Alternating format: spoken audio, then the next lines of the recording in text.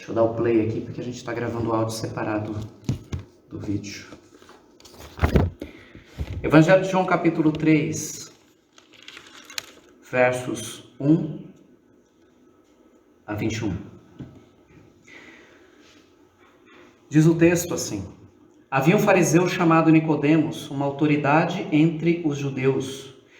Ele veio a Jesus à noite e disse: Mestre, sabemos que ensinas da parte de Deus, pois ninguém pode realizar os sinais miraculosos que estás fazendo, se Deus não estiver com ele. Em resposta, Jesus declarou: Digo-lhe a verdade, ninguém pode ver o reino de Deus se não nascer de novo. Perguntou Nicodemos: Como alguém pode nascer sendo velho? É claro que não pode entrar pela segunda vez no ventre de sua mãe e renascer. Respondeu Jesus: Digo-lhes a verdade, ninguém pode entrar no reino de Deus se não nascer da água e do Espírito. O que nasce da carne é carne, o que nasce do Espírito é Espírito. Não se surpreenda pelo fato de eu ter dito: é necessário que vocês nasçam de novo. O vento sopra onde quer, você o escuta, mas não pode dizer de onde vem, nem para onde vai. Assim acontece com os nascidos do Espírito. Perguntou Nicodemos: como pode ser isso? Disse Jesus: você é mestre em Israel e não entende essas coisas?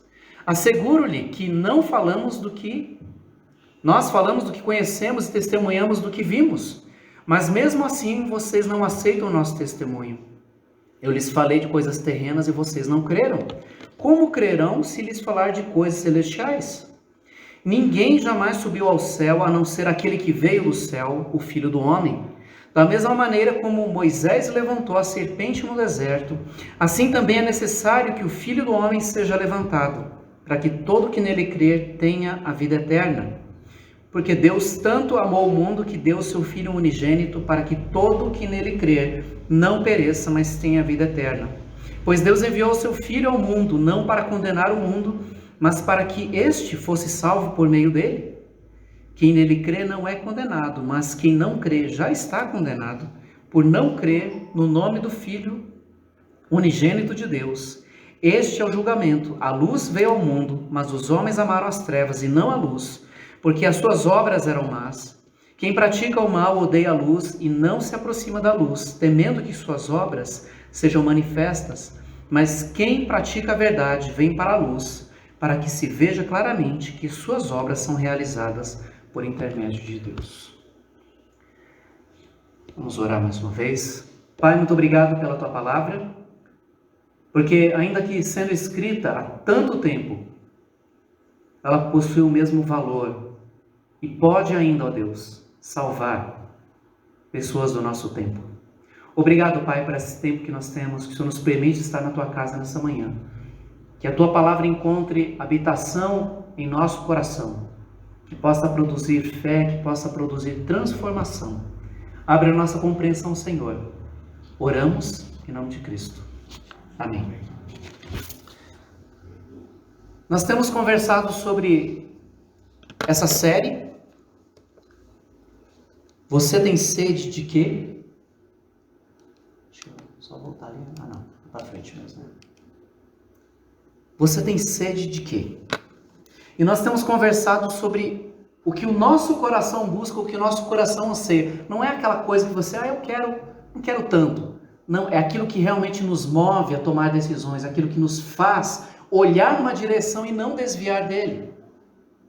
Não estamos nem falando se é certo ou errado o que nós desejamos, mas o fato é que nós temos desejos, nós queremos, nós desejamos algo. E nós temos conversado nesses domingos, que há 2 semanas nós vimos sobre a história de um homem chamado Jacó, que ele tinha sede de se dar bem.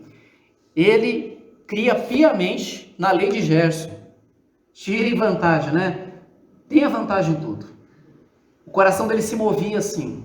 Então, quando ele percebia uma oportunidade que ele poderia lucrar algo, que ele poderia ganhar algo, ele não pestanejava, ele agia. Para ele não havia princípios morais, não era tanto a baliza que ele usava para tomar decisões. Então ele fazia, mesmo que isso passasse por cima das pessoas. E a gente viu que na história dele, o encontro dele com Deus transformou aquele homem que explorava a fraqueza dos outros, que explorava situações, até pecados dos outros, sendo transformado, se tornando um homem que no final da sua vida, ele é honrado. Ele encerra a sua história, a sua jornada, estando cercado dos seus filhos e provavelmente netos, porque o texto não diz claramente que os netos estavam próximos ali. Mas ele partiu sendo honrado, não só diante da sua família, mas principalmente na presença de Deus. E nós, na semana passada, nós vimos a segunda sede que é de justiça. O homem chamado Asaf, ele sentia na pele, latejava na sua consciência a questão da injustiça. E se existe um tema que está gritando hoje, é injustiça social. A injustiça de todas as espécies parece vir à tona de uma forma bem mais latente agora. E Asaf percebia que os maus não eram punidos e os bons sofriam. A nossa lógica diz o quê? Que o mal tem que pagar pelo mal, ele tem que sofrer o que ele faz, e o bom tem que ser recompensado. Essa é a nossa lógica, isso faz sentido.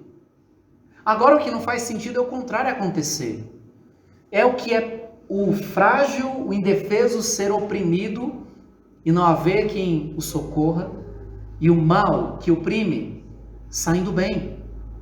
A gente olha para o nosso Brasil, a nossa justiça, pessoas entulhadas de processos, julgando o caso de outras pessoas. Asaf, ele vivenciou isso. Mas o texto do Salmo 73 diz que quando ele colocou os pés na casa do Senhor, quando ele virou os olhos para Deus, não é que ele ignorou, não é que ele fez pouco caso do que estava acontecendo, ele não era um negacionista, mas quando ele olhou para Deus, então ele pôde enxergar tudo que de fato acontecia. E então seu coração encontrou esperança. No Salmo 73 ele diz assim: quase meus pés escorregaram, quase eu abri mão do que é certo, porque eu não via sentido viver num mundo onde o injusto era premiado e o justo era punido. E como diz Agostinho de Hipona, se quiser conhecer uma pessoa, não observe o que ela faz, mas o que ela ama. O coração de Asaf, ele amava a Deus. Ele se indignava com o errado. Ele não era politicamente correto. Talvez se ele estivesse no tempo das redes sociais, ele não seria daqueles que daria joinha em tudo, era seguidor de todo mundo. Ele era seguidor de Deus, da palavra do Senhor. Hoje nós vamos aprender com Nicodemos. Era um homem que tinha sede de conhecimento. Um homem que valorizava estudar, um homem que valorizava aprender. Os Estados Unidos, só no ano de 2018, investiu mais de 400 bilhões de dólares em pesquisa científica, procurando desenvolver na área de pesquisa espacial, na área da medicina, também na área da biologia. A China vem em segundo lugar, investindo mais de 300 bilhões para adquirir conhecimento. Só esses dois países investiram 62% do que é investido no mundo inteiro em pesquisa. Mas, obviamente, não é só para buscar conhecimento, porque conhecimento no mundo político significa poder também. Significa influência, significa domínio. Logicamente, nem todos pensam dessa forma. E Nicodemos está nesse pequeno grupo. Nicodemos, ele era um membro... cadê o meu slide? Não está aí? Só tinha até aí? Abre lá, Zé, fazendo favor, o slide que está ali na pasta documentos. Está no D. Documentos. Depois seguimos. Nicodemos, ele era um membro religioso da mais alta corte judaica. Ele fazia parte de uma assembleia onde tomavam decisões com respeito à religião judaica, mas muitas vezes invadindo também a jurisdição das questões civis. Eles tinham muito poder, ele fazia parte desse grupo que tinha muito poder, e esse grupo era formado por pessoas que tinham formação na lei judaica uma formação profunda, muito ampla. Então Nicodemos não era uma pessoa qualquer, ele não era um João ninguém, desculpa o João, mas ele não era uma pessoa que tinha pouco conhecimento, pelo contrário. Aliás, quando você vai lendo o texto, você vai perceber que ele era uma pessoa que já era de uma certa idade. Normalmente eram os anciãos que eram escolhidos para fazer parte do que eles chamavam de sinédrio, dessa assembleia legislativa, se a gente pode colocar assim. Ele tinha conhecimento profundo das leis de Deus. E um pensamento comum que havia era: quanto mais eu conhecer da lei de Deus, quanto mais eu aplicar a lei de Deus, mais perto eu estarei de Deus, mais respostas eu vou ter para as questões da vida cotidiana. Mas esse homem tão culto, ele foi às ocultas buscar Jesus. Por que um homem que sabia tanto, que conhecia tanto, que era bem mais velho que Jesus, foi procurar alguém tão jovem como ele, que em tese não tinha formação acadêmica como Nicodemos tinha? Por que alguém de um nível tão alto diante das pessoas procuraria alguém que estava sempre no meio do povão? Você consegue imaginar um professor universitário indo se consultar com um morador do lixão? O que esse homem está fazendo aqui? O que é que ele tem para aprender com alguém que vive nessa ocupação? Aliás, o que uma pessoa que tem pouca instrução tem a oferecer para alguém que aprendeu tanto? Nicodemos começa a perceber que tudo que ele aprendeu ao longo da história não é que era inútil, mas era insuficiente. E muitas vezes nós também acreditamos piamente que quanto mais a gente souber, mais técnicas a gente aprender, quanto mais coisas fizermos, mais perto estaremos da verdade. Ou pensando em termos de Deus, mais eu agradarei a Deus, melhor eu farei. Será? Antes que alguma conclusão precipitada surja, não sou contra estudar. Aliás, eu sou a favor de estudar. Se você pode estudar, pode aprender, aprenda, estude. Não abra mão de aprender. Sempre temos algo a aprender. Se pode fazer faculdade, faça. Se você pode fazer especialização, faça. Se pode fazer um curso, faça. Não estamos questionando a validade do aprender, do conhecimento. Mas Nicodemos percebeu que a sua sede por conhecer mais, e ele era um homem sincero. Se você vai ler os evangelhos com atenção, não vai nos dar muitas informações, mas ele era um homem sincero. Ele buscava a Deus com sinceridade, diferente dos outros religiosos da sua época. Nicodemos era uma pessoa que acreditava sinceramente que o conhecimento das coisas do santo, conhecimento intelectual, poderiam aproximá-lo de Deus. E os judeus começavam a estudar muito cedo. Aos 12 anos, tem uma festa que é aqui no Brasil, 15 anos, né? A menina está mudando de fase. Os judeus, aos 12 anos, os meninos, tinham essa festa que não era apenas uma tradição, mas marcava uma nova fase do menino. Onde ele começa a ser instruído nas verdades da lei, da Torá, que é a Bíblia do judeu. Eles aprendiam a partir disso, com profundidade ali, eles tinham que decorar. E Nicodemos já era um homem muito experimentado nisso. Mas esse homem foi procurar Jesus. Por que ele foi? Você já parou para perguntar por que ele foi buscar? Porque ele sabia que Jesus era Jesus. Não, ele nem sabia, ele ouviu falar de quem era Jesus. Se você ler o capítulo 2, você vai perceber que ele, na verdade, ele tinha razões para não buscar a Jesus.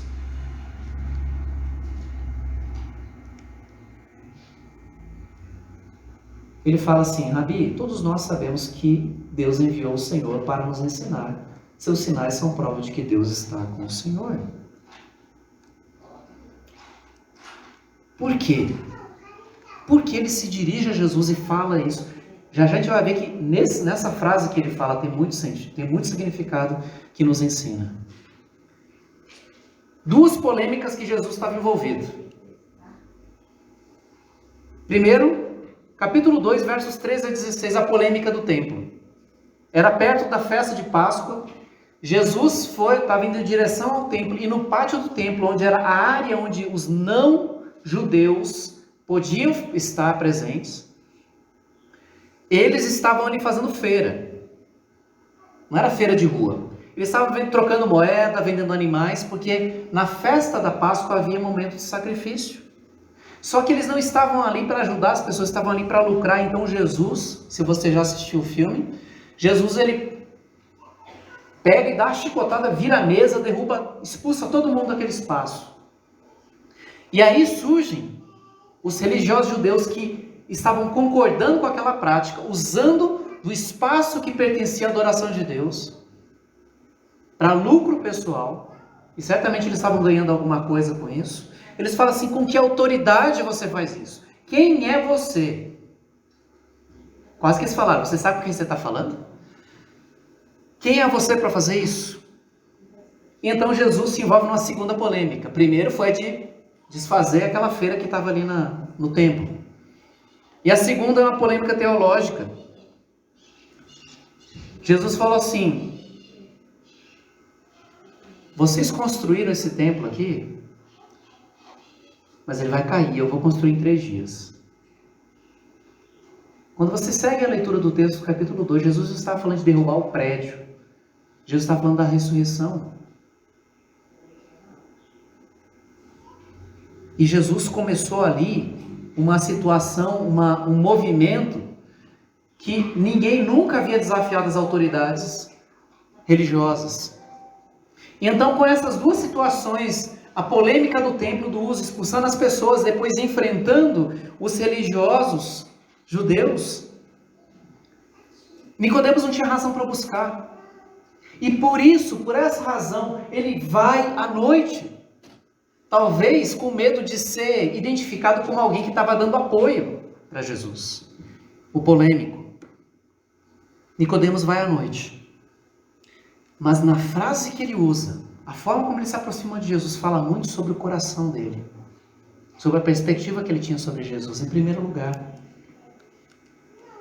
Nicodemos, ele chama Jesus de Rabi. E essa era uma expressão que não era usada para qualquer pessoa e nem por qualquer pessoa. Ele demonstra reverência para com Jesus. Os outros não respeitaram Jesus, desafiaram, questionaram, mas ele aproxima com reverência, como quem tem superioridade a ele. Rabi. Mas uma outra expressão que aparece, ele chama de mestre, como quem tem competência para ensinar.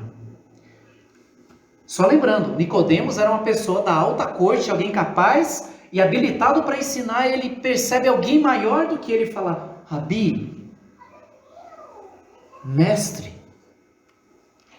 E nessa mesma frase, podes fazer sinais. Ele reconhece que Jesus tinha autoridade e poder espiritual. Quanta coisa numa frase pequena de Nicodemos. Mas fala muito sobre o coração dele, a atitude que ele tinha diante de Jesus. Ninguém tem poder para fazer como o Senhor faz se Deus não estiver com ele. E diz no verso 23 do capítulo 2 que Jesus fez milagres. Então Nicodemos ficou sabendo de como Jesus falava e do que ele fazia. E Nicodemos percebe: puxa, esses anos todos de conhecimento, de busca por saber mais, não calou o coração. Por que um homem de alta cúpula buscaria um marceneiro, um carpinteiro? Que é diferente, né? Josimar trabalha com madeira. Era uma pessoa que não precisava ter muita instrução naquela época. Jesus é procurado. Nicodemos sabia muito, mas ele não percebeu que não sabia nada. Ele tinha uma admiração por Jesus, ele tinha um respeito por Jesus. Então, ouvindo falar que Jesus era capaz de fazer o que muitas vezes nós também somos como Nicodemos, nós temos acesso a muita coisa. Podcast, lives, livros, vídeos. Mas nós conhecemos Jesus só do que o outro fala. Para o estudante de teologia falar algo que a teologia não vai responder todas as perguntas dele é meio frustrante. Puxa, mas eu estou estudando tanto com profundidade as línguas originais, eu estou lendo tanto a Bíblia. Não é suficiente. Já já a gente vai saber por que não é suficiente. Porque para Nicodemos ele percebeu, não foi e não tem sido suficiente esses longos anos conhecendo a lei de Deus. Por quê? Eu estou buscando no lugar errado? Eu estou buscando a coisa errada? Não. Ele estava buscando no lugar certo. Ele estava buscando a coisa certa. Mas como ele estava buscando, é que era a questão. Como muitas vezes acontece conosco. Deus fala comigo. E a gente vai orar, a gente vai abrir a Bíblia para buscar a direção de Deus. Deus fala comigo. E Deus já está falando faz tempo. E nós dizemos, Deus não me escuta. Talvez não é Deus. Deixa eu mudar essa frase. Deus sempre fala. Às vezes no silêncio, é Deus falando também. Mas muitas vezes nós temos a impressão que Deus não fala conosco porque Ele não fala o que nós queremos ouvir. Você já parou para pensar nisso? Nem sempre as respostas, ou na grande parte das vezes, o que Deus responde é aquilo que nós não queremos ouvir. Nicodemos tinha muito mais do que curiosidade sobre Jesus, então ele percebeu a fonte. Se os livros não puderam me dar, a teologia não pôde me dar, o conhecimento, a experiência não pôde me dar, esse homem, de algum modo, ele tem algo a me dar. Ele foi no lugar certo, na pessoa certa, mas algo mais precisava acontecer na vida dele. Ele tinha necessidade de algo mais do que religião. Essa pandemia forçou muitas pessoas a repensar as suas vidas. Antes, ali enfurnado no trabalho, nos estudos, fazendo pós-graduação 1, 2, 3, em outra área, indo para outra área, crescendo profissionalmente, mas o coração ainda. E aí chega nessa pandemia e tira isso tudo da gente e diz assim, o seu título não tem valor agora, porque hoje você pode pegar o Covid, amanhã estar no hospital e depois de amanhã estar a 5 palmos debaixo da terra. A pandemia tirou essa segurança. Pobres e ricos, grandes e pequenos, famosos ou anônimos, fomos todos colocados na mesma régua.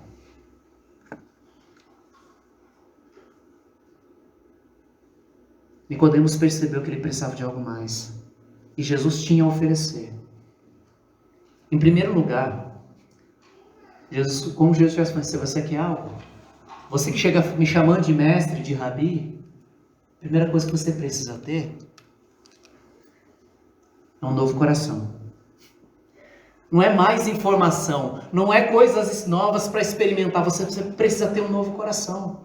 O receptáculo tem que ser novo.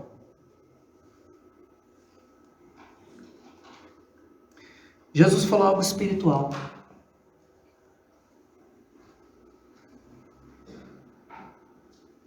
Quem não nascer de novo, não verá o reino de Deus.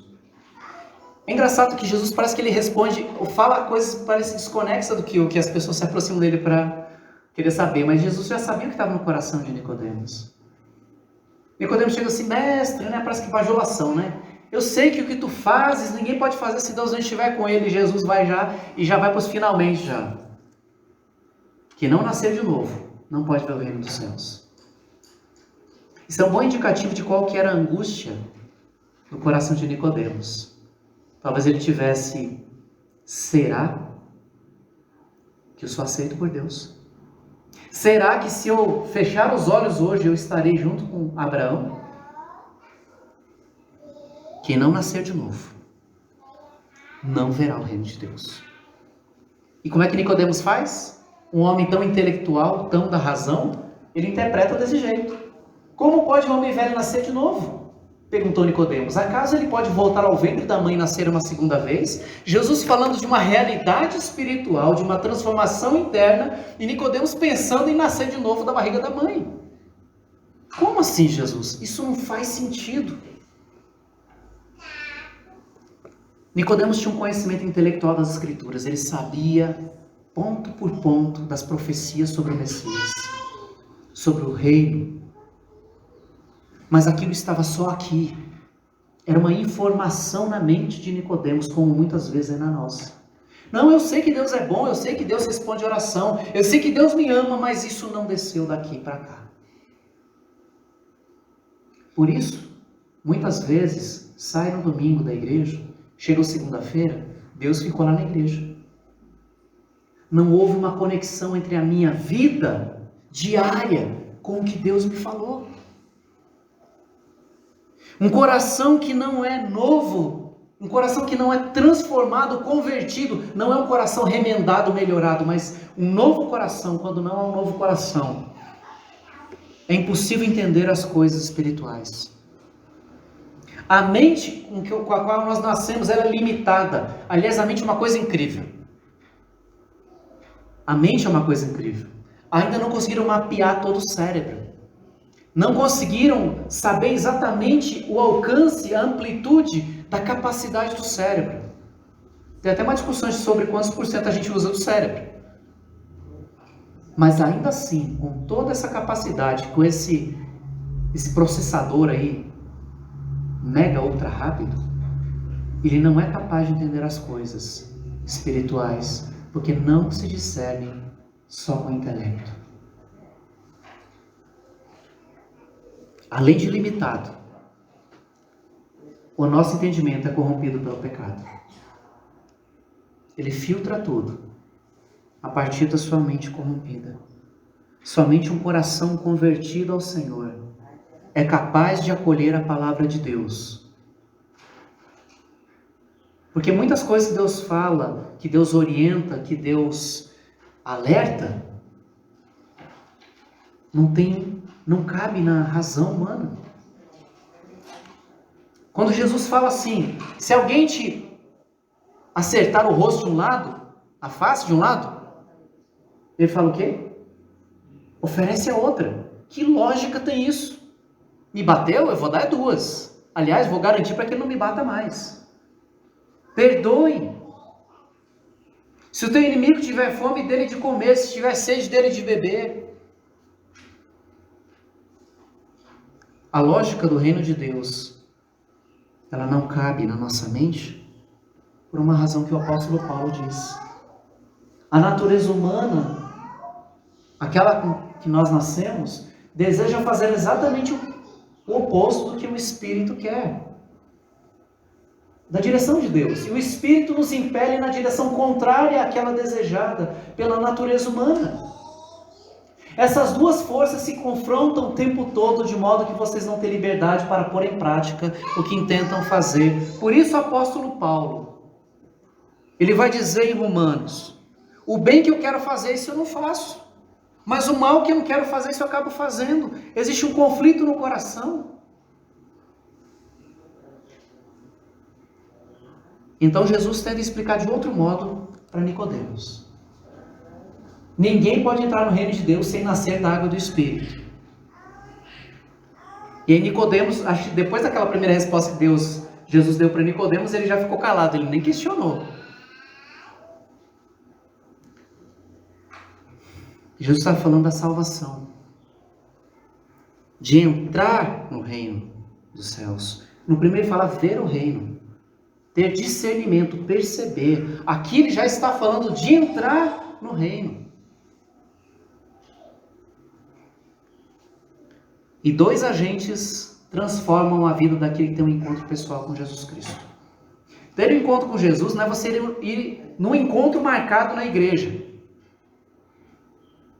O encontro pessoal com Jesus, ele acontece por meio de dois agentes. Por meio da palavra que limpa a nossa vida e nos dá um novo rumo.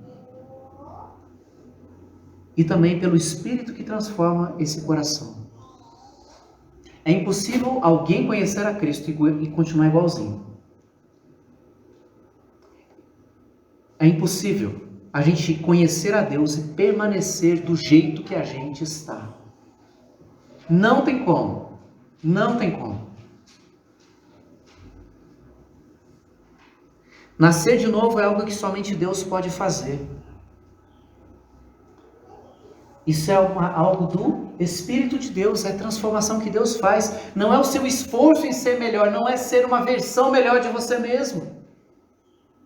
É algo que Deus faz na minha vida. O mérito é todo dele.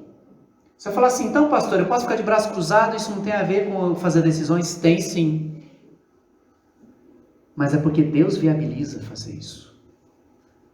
Se Deus não agir, se Deus não me transformar, nada muda. Muitas vezes a gente ataca o problema pelo lado errado. Por exemplo, o problema da bebida. Eu pensei, não, é só afastar das companhias. Olha, uma pessoa que é usuária de droga também, você pode mudar de cidade, ela encontra as bocas assim, ó. Não é o lugar, é uma questão interna, é tratar aqui dentro.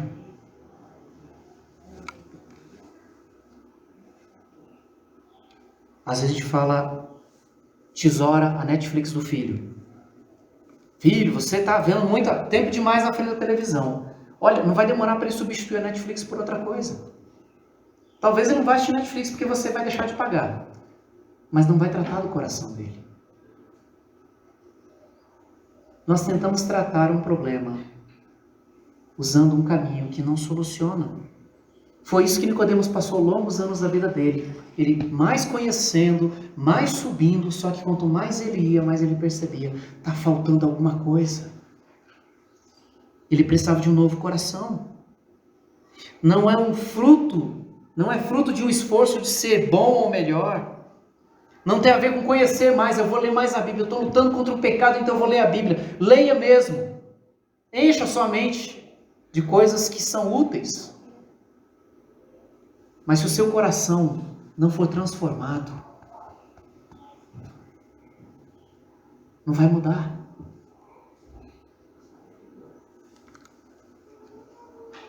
É muito mais do que ser uma versão melhor de si mesmo. Não é mais do mesmo. É algo novo. Nesse sentido, Spurgeon, com toda a experiência que ele tinha, a Escritura não diz, tu deves melhorar, mas sim, tu deves nascer de novo.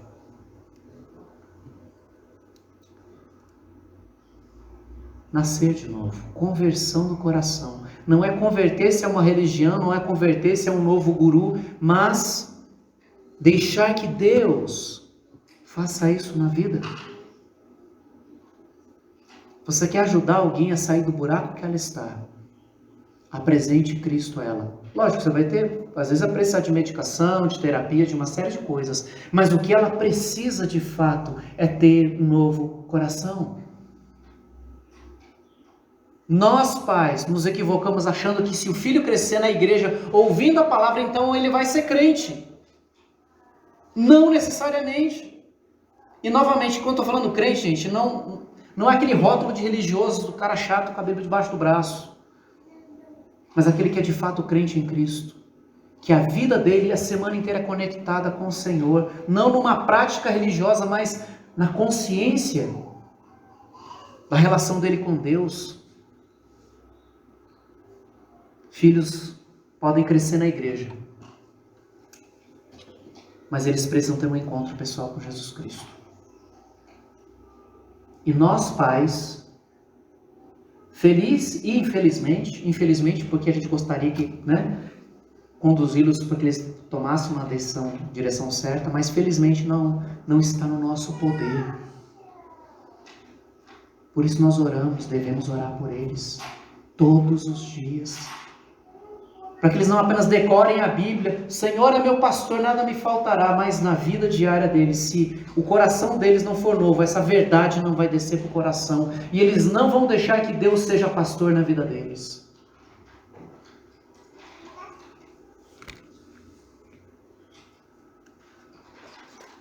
Por isso não se contente em estar na igreja.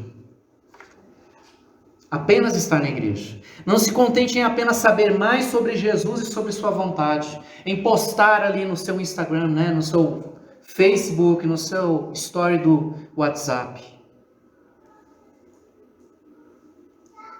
O Evangelho não propõe moralismo. Ele propõe estilo de vida. Totalmente transformado. Ai, pastor, então eu vou me afastar dos meus amigos. Não, não faça isso. Porque Jesus ele não estava entre os caras legais, entre a turma dele. Jesus estava entre pecadores para ajudá-los a encontrar a luz, porque ele era a luz. Não se afaste, a menos que os seus amigos imponham condições. Se você não fizer com a gente, você não está com a gente. Ali a gente puxa o breque, mas continua orando. Mas mantenha os seus relacionamentos, porque só vai ser bênção se estiver no meio de quem precisa do Senhor. Você precisa ter um encontro com Jesus. Você tem que ter. E nesse momento eu gostaria que isso fosse, não é egoísta, mas muito pessoal. Tenha você, comece com você, um encontro pessoal com Jesus, como Nicodemos estava tendo. Nicodemos sabia muito aqui, mas quase nada aqui. Tem uma condição para isso. Saber mais? Não, crer. O vento sopra onde quer, assim como você ouve o vento, mas não é capaz de dizer de onde ele vem nem para onde vai. Também é incapaz de explicar como as pessoas nascem do Espírito. Fala assim, poxa, agora Jesus embolou o meio de campo. O que Jesus quer falar aqui? E Nicodemos tentando entender com a sua razão, como pode ser isso? Pergunta Nicodemos. Ele ainda não estava entendendo. Como é que é isso, Jesus? Como assim? O senhor mistura vento? Porque no grego, isso a gente tem uma dificuldade, porque no grego a palavra pneuma, que significa vento, também significa espírito. Jesus falando de algo espiritual e Nicodemos ainda aqui na terra. Como pode ser isso? O que Jesus estava falando era que as coisas de Deus elas estão acima da lógica humana. Não confunda com ignorar, desprezar a razão, tá? Deus tirou seu pecado, mas não tirou seu cérebro. Continue usando ele. Use, conduzido pela fé. Não limite a compreensão das coisas. O que eu entendo eu aceito, o que eu não entendo eu deixo de lado. Porque foi com essa mente que Steve Hawking ele falou: Deus não tem mais lugar nas teorias sobre a criação do universo devido a uma série de avanços no campo da física. Esse era um cara brilhante enquanto cientista.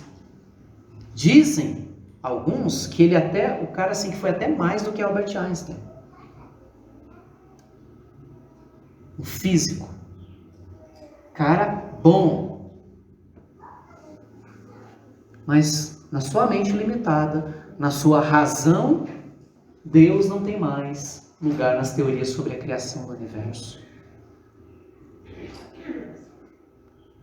Que pena, um cara tão inteligente. Mas tem um cientista agora brasileiro, lógico, talvez não no naipe de Stephen Hawking, Adalto Lourenço, se você puder procurar depois vídeos no YouTube, ele é um cristão e cientista. Não contrapondo a ciência à fé, pelo contrário, podem caminhar juntas. Tem muitas coisas que nós aceitamos todos os dias, sem ter prova concreta. E a gente aceita. Por que a gente rejeita as coisas que Deus fala quando não cabe na nossa razão? conheceu Napoleão Bonaparte? Tem prova dele? Tem foto? Tem pintura dele, mas não tem foto dele. Não tem teste de DNA dele, eu acho. No entanto, a gente acredita que os livros falam sobre ele. Não temos como provar, exceto pelo que os outros falaram, mas não temos como provar ali de experiência. E nós acreditamos. Nós acreditamos que o homem pisou na lua. Alguém foi até a lua para provar isso? Além dos que foram. Mas nós acreditamos. Mas quando Deus fala, confia o teu caminho, Senhor, e o mais Ele fará, a gente faz o quê? Pera lá, Deus. Não é bem assim, né? Eu sei o que eu estou fazendo. A nossa contradição como seres humanos é uma coisa incrível. Nós confiamos nas fontes de informação sem fazer qualquer questionamento. A gente até repassa fake news sem saber a fonte. Eu já fiz isso. Uma pessoa mandou em off assim, pastor, essa notícia é falsa. Agora eu verifico antes de repassar. E se houver necessidade. Nós fazemos compras pela internet sem conhecer o vendedor. Nós pagamos acreditando que vamos receber. Mas quando Deus fala, perdoa o teu inimigo, a gente fala, não.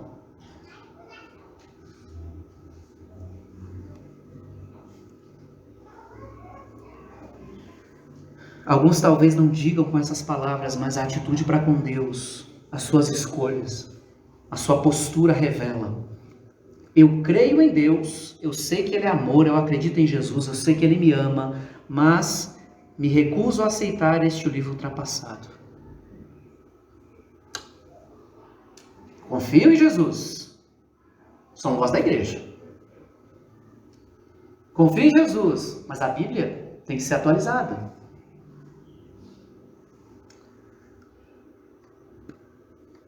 Uma atitude de quem pensa que o que não cabe na minha concepção,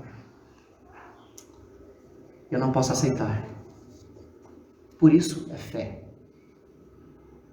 Por isso a gente confia não apenas no que foi dito, mas por quem foi dito. Imagina, aqui em Atibaia, não sei como é que está na Extrema, em outras cidades, aqui em Atibaia nos últimos anos as ruas mudaram de direção. Aí você, na rua que você está acostumado a entrar, você entra e, poxa, agora não pode mais. Agora imagina se isso muda toda semana. Hoje, essa semana pode, semana que vem não pode. Aí eu volto de novo. Não, agora não pode entrar nessa rua. O caos que vira. A gente está vivendo um mundo assim. Pode ou não pode, certo ou errado. Isso traz insegurança. Isso traz caos. Mas quando a gente sabe o que é o que, a gente vai tranquilo. Quando nós viajamos a Brasília, eu tinha feito um cálculo de gasto para viagem. No meio do caminho, no meio da viagem, a gente já pega aumento de gasolina, já não é a mesma coisa. E aí já fica até com medo, porque a gente vai ficar lá 2 semanas na volta, será que o dinheiro vai dar? A palavra de Deus, ela não muda. A verdade permanece a mesma. Não é a minha verdade, não é a sua verdade, é a verdade que a palavra coloca. Ainda bem que não é a minha nem a sua, porque a gente muda o tempo todo. Nicodemos precisava crer, porque sem fé é impossível agradar a Deus. A razão por si só ela é fria, ela é impessoal, mas crer em Deus implica relacionamento todos os dias.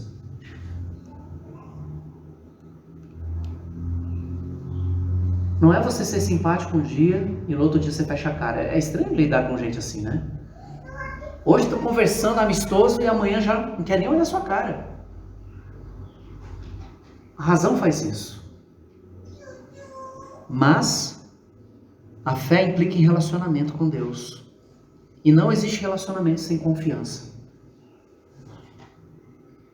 Crer que Deus é quem Ele disse ser, crer que Deus é bom em tudo o que faz, crer que a palavra de Deus é válida o tempo todo,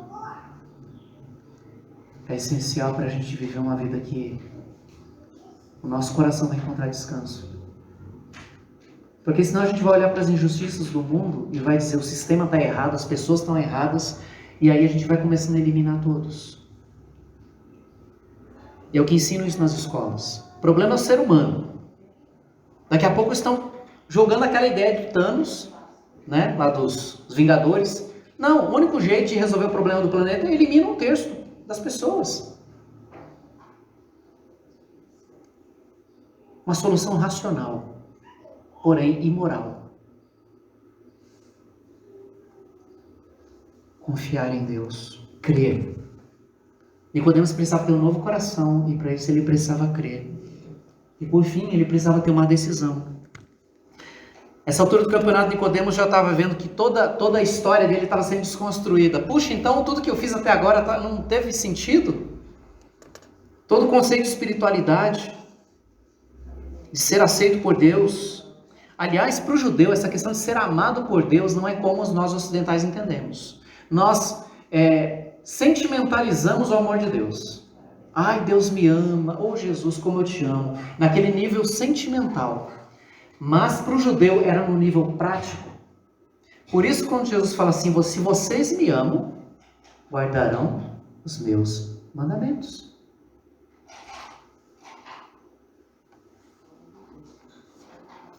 Nicodemos precisava aprender de fato o que isso significava. Então Nicodemos começa a perceber que não era sobre seus esforços para ir até Deus, porque isso é o que a religião faz. A religião fala assim, olha, faça isso, isso, isso, isso, e então você vai ser aceito por Deus. Mas é o contrário. É Deus indo em direção a Nicodemos, através de Jesus. Isso é evangelho. E nessa mensagem que Nicodemos não conhecia, ele que vinha conhecer, ele começou a perceber que a salvação não vem por obras, vem pela cruz. Outra loucura para o judeu. Como assim? O Messias vai ser morto? Não, não pode. Como é que ele vai reinar? A loucura do evangelho para o mundo nos diz que a salvação vem pela cruz, pela morte de Cristo. É só pela cruz. Por isso, o símbolo do cristianismo é a cruz. Não é sinal de morte apenas, mas de esperança. Versos 14 e 15. Da mesma forma como Moisés levantou a serpente no deserto, assim também é necessário que o Filho do Homem seja levantado, para que todo que nele crer tenha a vida eterna. Não é fazer mais para estar melhor diante de Deus, é crer no que Jesus fez na cruz. Em segundo lugar, foi porque esse foi um ato movido por amor. Deus não teve pena da gente, coitadinho dos seres humanos, se eu não fizer nada, eles estão perdidos. 3,16, o versículo tão conhecido, porque Deus tanto amou o mundo que deu o seu Filho unigênito, para que todo que nele crer não pereça, mas tenha a vida eterna. O que moveu Deus foi o seu amor.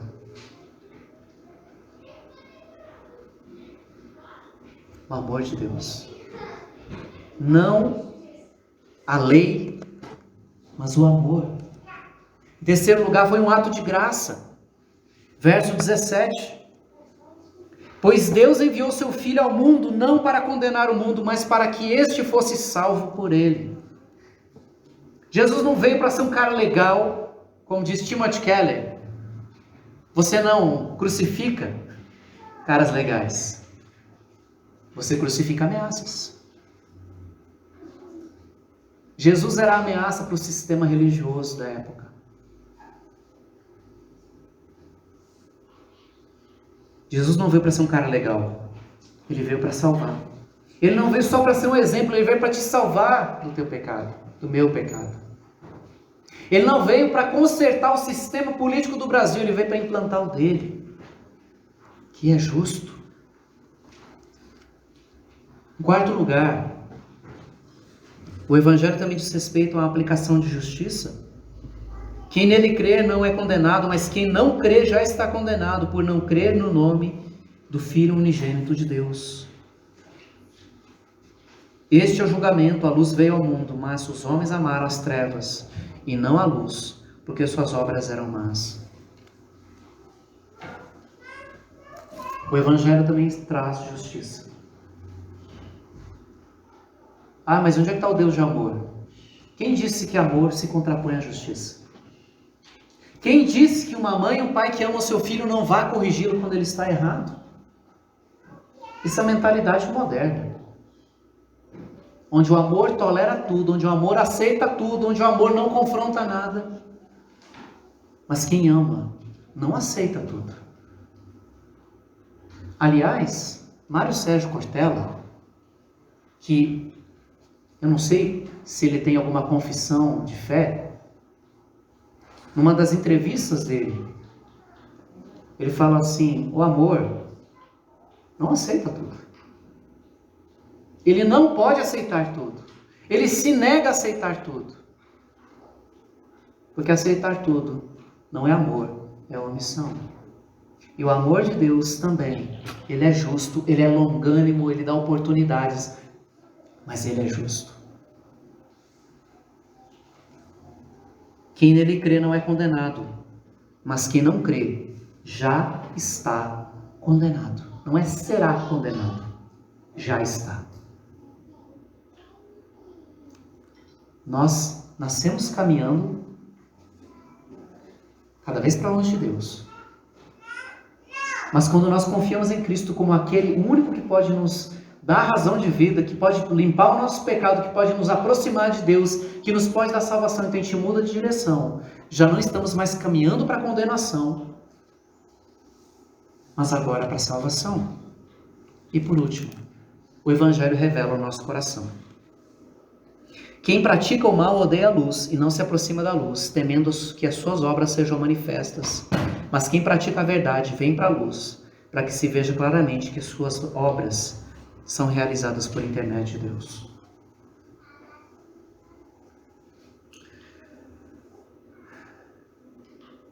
Quem está limpo não tem medo da luz. Mas quem tem culpa no cartório prefere ficar escondido. O Evangelho nos revela o nosso coração. Um coração convertido, ele busca Cristo. Ele busca a palavra, ele não foge da palavra, mas ele corre para Cristo. Nicodemos estava perdido, apesar de tanto conhecimento. Ele reduziu sua espiritualidade a regras e leis que tinham que ser obedecidas. Por isso o coração dele não encontrava paz. E Jesus o convida: Nicodemos, não joga fora tudo isso que você aprendeu, mas eu quero te dar o real sentido do que você aprendeu. Pastor, estou tanto tempo dentro da igreja, continua vazio. Talvez porque você tenha reduzido o Evangelho, a mensagem da cruz, ao que você pode entender. Deixa essa palavra descer para o coração. Vai te confrontar? Vai doer algumas vezes? Vai incomodar? Vai, porque tem que limpar. Mas vai dar sentido. A palavra de Deus não diz qual foi a decisão que Nicodemos tomou. Mas eu sei a decisão que eu posso tomar. É curioso, porque Nicodemos não fala o que Nicodemos decidiu. Termina a história e Jesus vai fazer outra coisa.